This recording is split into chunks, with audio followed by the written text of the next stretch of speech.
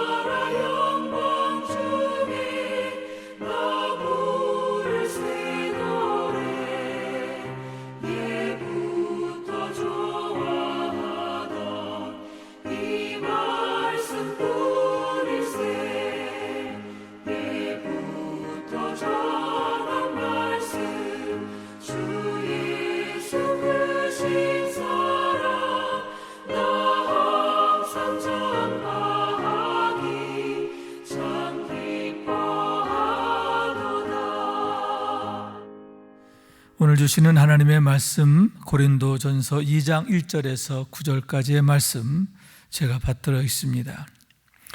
형제들아, 내가 너희에게 나아가 하나님의 증거를 전할 때에 말과 지혜의 아름다운 것으로 아니하였나니 내가 너희 중에서 예수 그리스도와 그의 십자가에 못 박힌 것 외에는 아무것도 알지 아니하기로 작정하였음이라.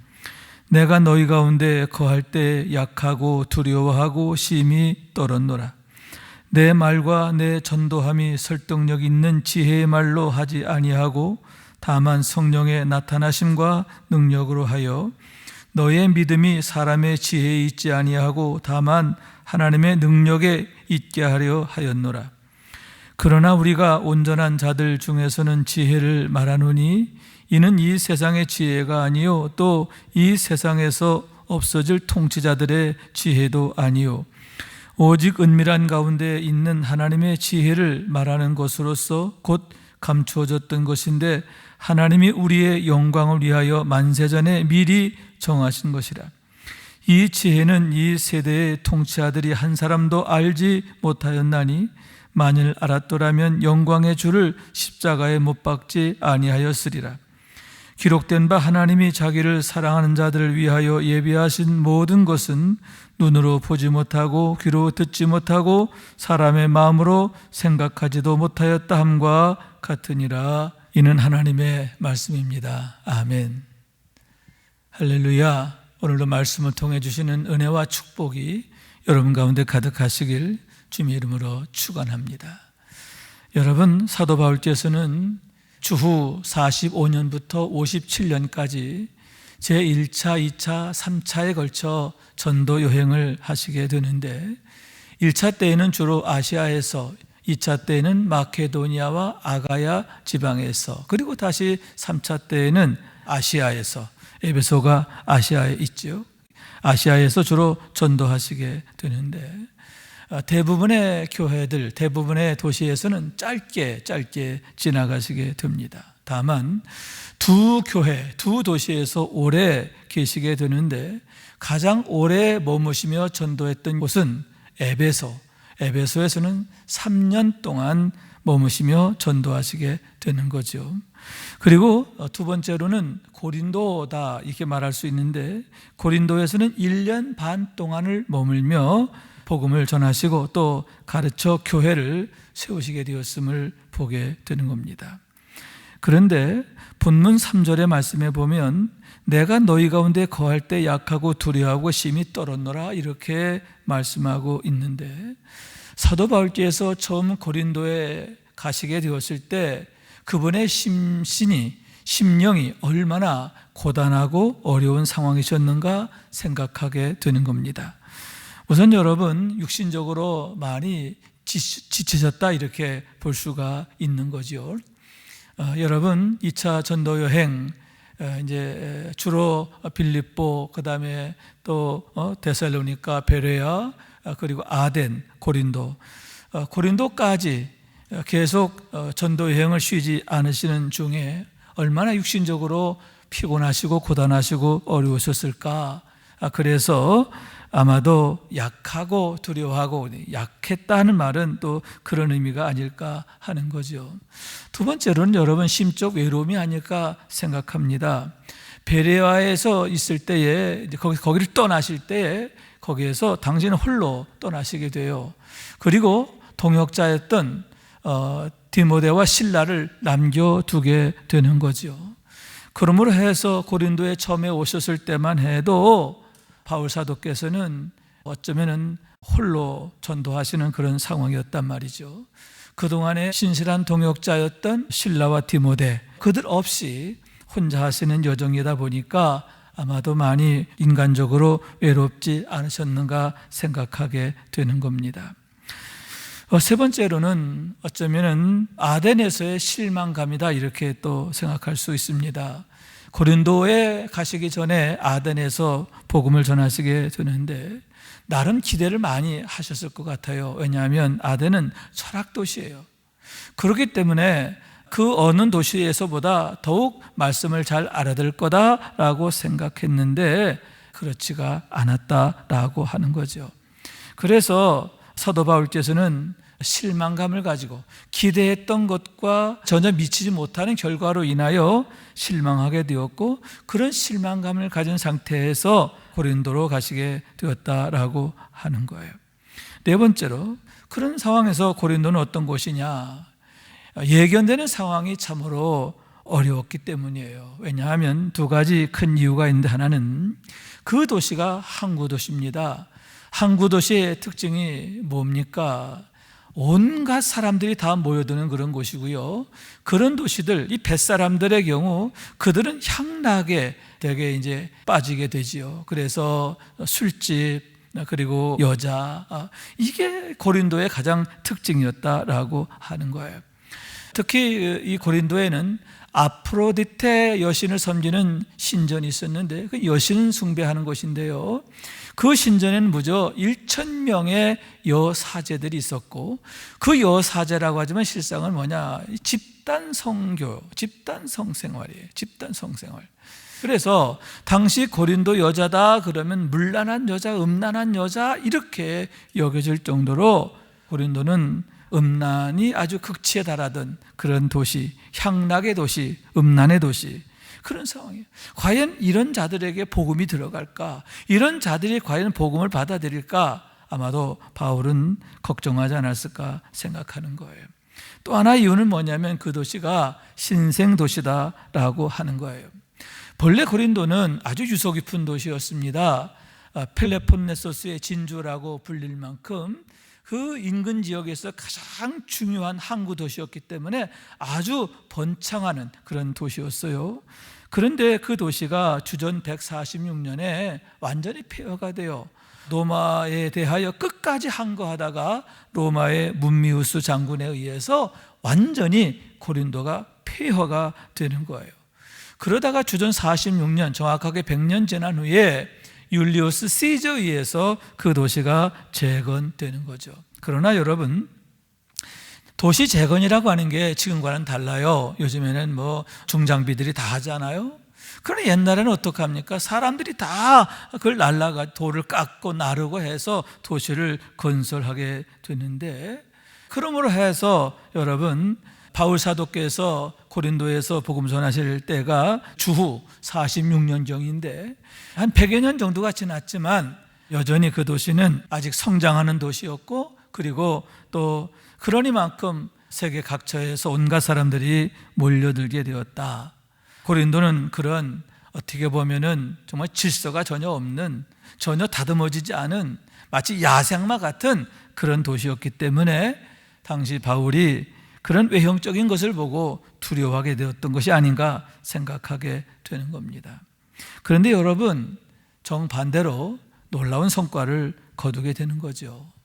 우선 여러분, 그곳에서 프리스가 아굴라 부부를 만나게 되고, 또 그들 부부는 사도 바울의 일평생의 최고의 동역자가 되는 거죠.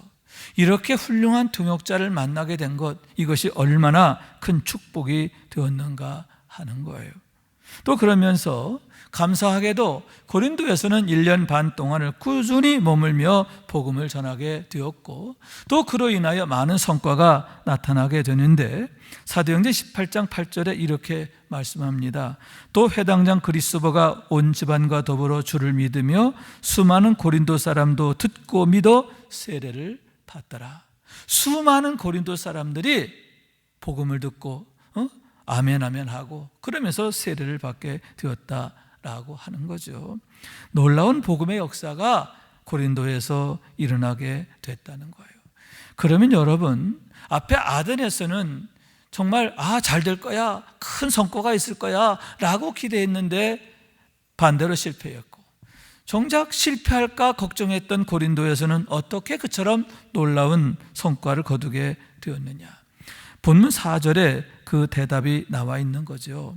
내 말과 내 전도함이 설득력 있는 지혜의 말로 하지 아니하고 다만 성령의 나타나심과 능력으로 하여.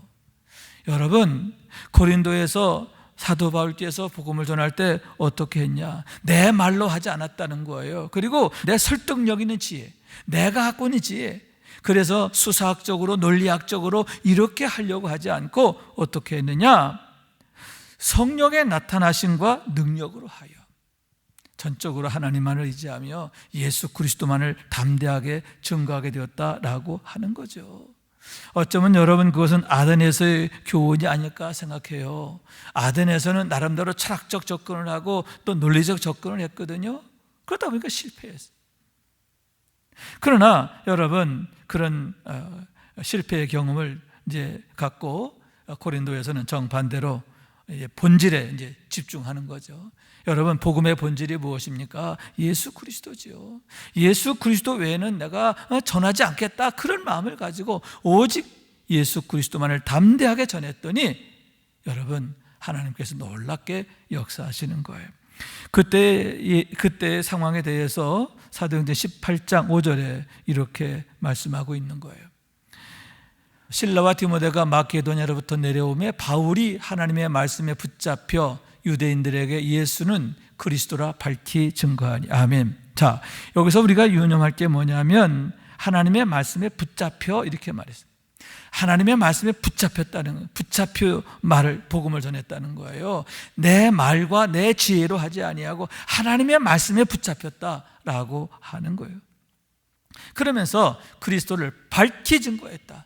오직 그리스도만이 드러나시게 하고 그리스도만이 그들에게 나타나지도록 그렇게 복음을 전하게 되었는데, 그럴 때 여러분, 놀라운 역사가 나타나는데, 내 지혜와 능력으로 할 때는 안 됐는데 이렇게 하나님의 말씀에 붙잡혀서 예수 그리스도만을 담대히 전했더니 말씀이 역사하는 거예요. 성령이 역사하는 거예요. 그러므로 말미암아 사람들의 마음이 녹아지고 열려지고 또 성령께서 그들로 하여금 듣는 마음을 주셔서 허다한 사람들이 주께 돌아와 구원받게 되었음을 보게 되는 거예요. 여러분, 이와 같이 하나님의 능력은 사람의 말에 있지 않아요. 사람의 지혜에 있지 않아요. 능력은 하나님께 있습니다. 그렇기 때문에 하나님의 방법으로 할 때, 하나님의 말씀으로 행할 때 말씀이 역사하고 그 말씀이 능력이 되는 것을 믿으시기 바랍니다. 그 다음에 두 번째 또 뭐냐 하면 또 주님의 격려하심이 있었음을 보게 됩니다. 사도행전 18장 9절과 10절에 이런 말씀이 있습니다. 밤에 주께서 환상 가운데서 바울에게 말씀하시되 두려워하지 말며 침묵하지 말고 말하라. 내가 너와 함께 있음에 어떤 사람도 너를 대적하여 해롭게 할지라도 너를 해할 자가 없을 것이라. 이는 이 성중에 내 백성이 많음이라 하시더라. 아멘. 자, 우리 주님의 격려하심이죠. 고린도에 있을 때, 고린도에서 사역할 때 주님이 친히 찾아오셔서 사도 바울을 격려해 주셨음을 보게 되는데, 그로 인하여 더욱 힘을 얻게 되고 담대하게 되고 능력을 행하게 되고 복음이 폭발적으로 역사하게 되었음을 보게 되는 거예요.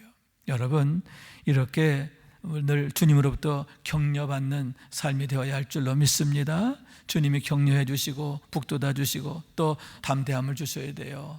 여러분, 오직 성령 안에서만이 우리가 담대하게 되는 줄로 믿습니다. 세 번째로는 바울과 실라의 합류다, 이렇게 말할 수가 있지요.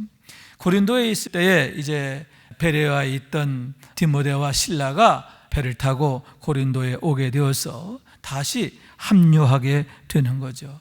여러분, 그랬을 때 사도 바울께서 얼마나 힘을 얻게 되었을까요? 현지에서 만난 동역자 브리스가 아굴라 부부와 함께 또 2차 전도 여행 초기부터 같이 동역하게 된 이 두 명의 실라와 디모데, 여러분, 이들이 서로 함께 모여서 시너지를 이루어가게 될 때 놀라운 역사가 나타나게 되는 거예요. 여러분, 이렇게 함께 할 때 더욱 놀라운 역사가 나타나는 줄로 믿습니다. 우리가 더욱 마음으로 하나 되고 영으로 하나 되고 선한 일에 하나가 되어, 여러분, 성령의 하나 되게 하심을 힘써 지켜가는 우리 모두가 되어야 할 줄로 믿습니다. 자, 그러면 여기서 우리가 두 가지를 우리가 교훈을 얻어야 하는데, 하나는 뭐냐? 두렵고 떨리는 마음을 우리가 잃지 말아야 한다라고 하는 거예요. 여러분, 사도 바울이 왜 고린도에서 그렇게 내 말과 내 지식으로 하지 않고 내 지혜로 하지 않고 전적으로 하나님의 능력만을 의지했을까? 내 인간적인 능력의 그 한계, 그걸 경험한 거거든요. 그러면서 내 힘으로는 안 되는구나. 그런 두렵고 떨림 때문에 그가 더욱 하나님께 의지하게 되고 더욱 하나님의 능력을 구하게 되고 그렇습니다. 여러분, 때때로 우리가 심령이 안이해질 때가 있어요. 또 자만하게 되고 또 교만해질 때가 있어요. 뭐예요? 형통할 때, 잘 나갈 때. 그러다가 여러분 하나님께서 이렇게 또 한 번 이렇게 또 책망하시면 그제야 하나님 죄송합니다, 잘못했습니다 하면서 울고불고 하며 회개하고 또 엎드리게 되고, 그러면서 우리가 또 회복되는 걸 경험하잖아요. 그런 의미에서 여러분, 늘 우리가 참으로 두려워할 자를 아는 것, 두려워할 일을 아는 것, 이게 참 중요하다라고 생각하는 거예요. 여러분, 능력은 내게 있는 게 아니라 전적으로 하나님께만 있다고 하는 것, 그것을 늘 우리가 기억하면서 여러분, 내가 하나님 앞에 늘 바로 서는 것, 이것을 위해서 늘 몸부림치는 그런 경건에 깨어있음이 있어야 할 줄로 믿습니다. 여러분, 영적으로 우리가 민감하고 민첩해야 된다라고 하는 말씀인 거예요. 영적으로 우리 심령이 어두워져서 또 둔해져서 굳어져서 자칫 교만하고 방자하고 안이하게 되면 여러분, 그건 참 불행하게 되기 때문이다 하는 거죠. 늘 영적으로 깨어있는 우리가 될 수 있기를, 그래서 더욱 하나님의 능력으로 무장하고 또 그래서 하나님으로 인하여 살아가게 되는, 또 우리의 사명도 감당하는 우리 모두가 될 수 있기를 주님의 이름으로 축원합니다. 두 번째는 뭐냐? 여러분 2절 말씀 봅니다. 내가 너희 중에서 예수 그리스도와 그의 십자가에 못 박힌 것 외에는 아무것도 알지 아니하기로 작정하였습니다. 여러분, 사도 바울의 고린도에서의 이 승리, 여기에 가장 핵심이 여기 있는 거예요. 나는 예수 그리스도 외에는 알지 아니하기로 작정했다는 거예요. 작정했다는 게 뭐예요? 나는 아예 그냥 그렇게 마음 먹었다. 이제 아예 그냥 예수 외에는 내가 전하지 않겠다. 이렇게 아주 다짐하고 그렇게 했다라고 하는 말씀인 거죠. 여러분, 그러니까 하나님이 역사하시는 거예요. 그러니까 복음이 능력으로 나타나게 됨을 보게 된다라고 하는 거예요. 여러분, 그렇습니다. 그런 의미에서 우리가 예수님을 더욱 아는데 힘써야 되겠다. 내가 전하려고 해도 예수님이 누군지 제대로 모르면, 또 예수님과 나와의 관계에서 영적 친밀이 없으면 여러분, 우리가 예수를 바로 알지도 못할 뿐만 아니라 전할 수도 없는 거예요. 예수를 내가 왜 믿어야 하는지, 예수를 믿고 나서 내게 어떤 변화가 있고 내게 축복이 있었는지, 그렇기 때문에 예수님이 아니면 안 되는 이유, 또 예수님이 왜 내게 최고의 은혜이고 축복인지, 예수 믿는 게 얼마나 중요하고 얼마나 감사한 일이고 또 얼마나 절대적인 것인지, 여러분 그 이유를 분명히 알고 담대히 증거할 수 있게 되기를 원하는 거예요. 여러분, 바울처럼 예수 그리스도를 아는 것 외에는 내가 아무것도 알지 아니하고 작정했던 바울처럼 예수님을 아는데 더욱 열심하시고, 그래서 그 믿음으로, 그 능력으로 날마다 승리하는, 또 하나님 앞에서 우리의 본분과 사명 잘 감당하여 칭찬받는 충성된 우리 모두가 될 수 있기를 주님의 이름으로 축원합니다. 기도하겠습니다. 자비하신 주님, 감사합니다. 오늘도 이렇게 예배하며 이 하루를 시작하고 또 살아가게 하시니 감사합니다. 특별히 오늘 이 시간에는 사도 바울께서 고린도에서 어떻게 놀라운 결과를, 놀라운 전도의 열매를 거두게 되었는가, 그 비결을 함께 배우게 됩니다. 바울처럼 주님, 내 말과 내 지혜로 하지 아니하고 능력이 오직 하나님께 있습니다. 하나님의 말씀으로 늘 행하게 하여 주시어서 주의 말씀 따라 사는 삶이 되어서 말씀이 역사하는 삶을 살아가는 우리 모두가 될 수 있도록 도와주옵소서. 간구하며 예수님의 이름으로 기도합니다. 아멘. 하늘에 계신 우리 아버지여, 이름이 거룩히 여김을 받으시오며 나라가 임하시오며 뜻이 하늘에서 이룬 것 같이 땅에서도 이루어지이다. 오늘 우리에게 일용할 양식을 주시옵고 우리가 우리에게 죄 지은 자를 사하여 준 것 같이 우리 죄를 사하여 주시옵고 우리를 시험에 들게 하지 마시옵고 다만 악에서 구하시옵소서. 나라와 권세와 영광이 아버지께 영원히 있사옵나이다. 아멘.